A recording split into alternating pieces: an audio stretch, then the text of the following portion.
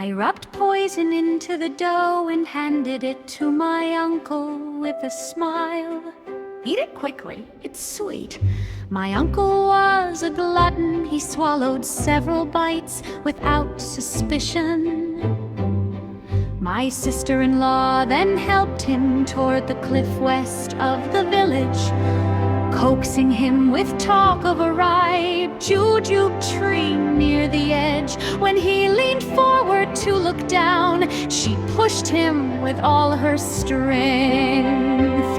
He screamed as he tumbled into the dense forest below, believing he would die and never expose her secrets. She returned home relieved. But my uncle did not die. He landed on thick fallen leaves, though his leg broke from the fall.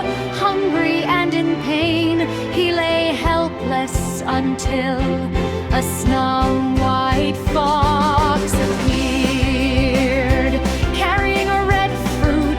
The fox gently placed it near his mouth.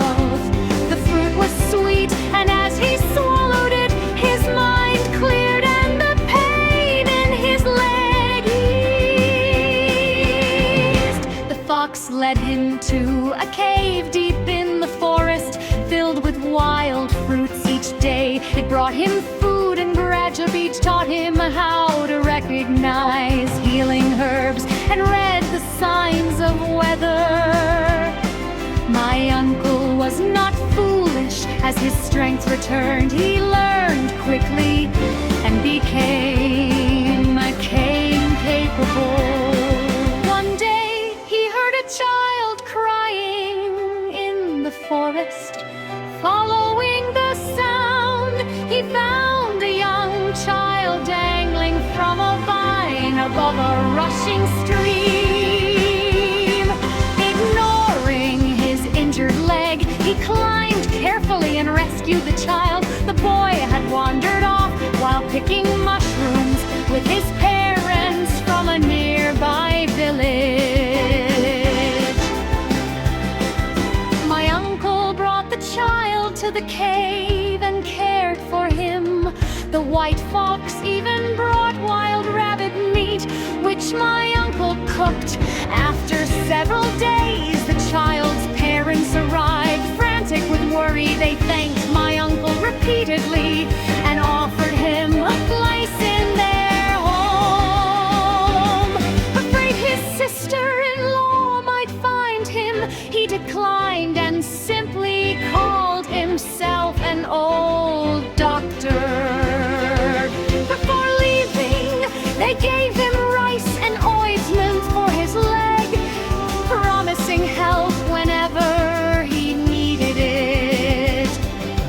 Later, while examining the cave wall, my uncle had discovered a loose stone hiding a small chamber. Inside stood a wooden box filled with pearls.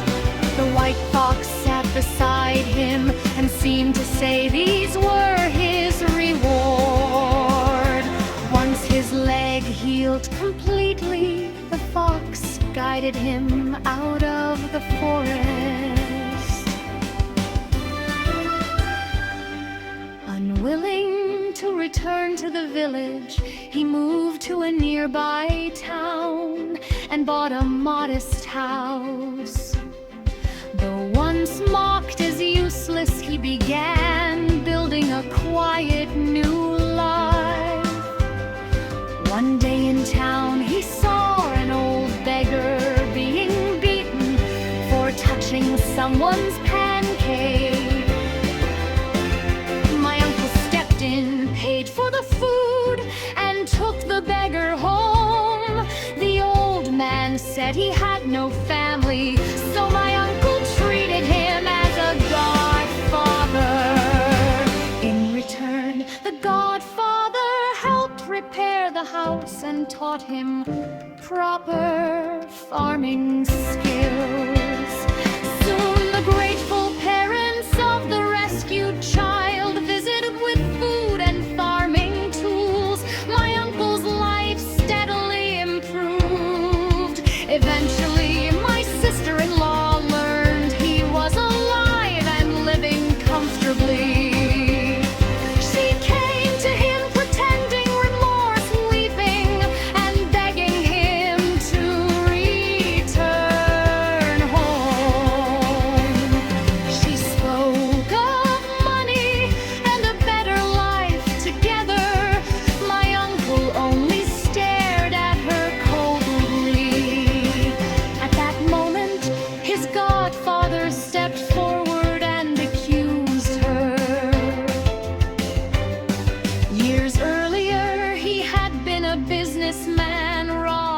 pushed off a cliff by her and her lover.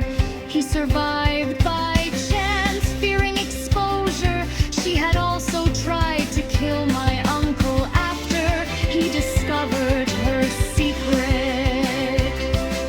The truth was reported, and she and her lover were arrested. Faced with her crimes, she broke down in regret.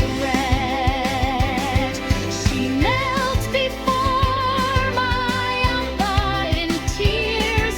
He sighed and chose to let go of hatred, though justice took its course.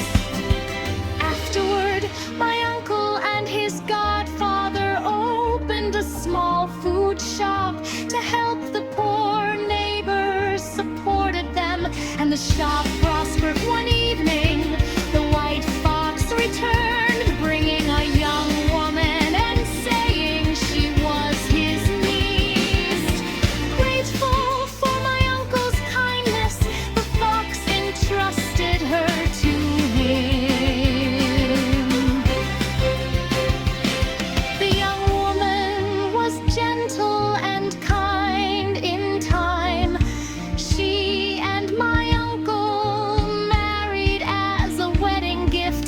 The white fox gave them a rare plant said to cure illness. My uncle planted it behind the shop, allowing anyone in need to take a leaf for healing. Years passed.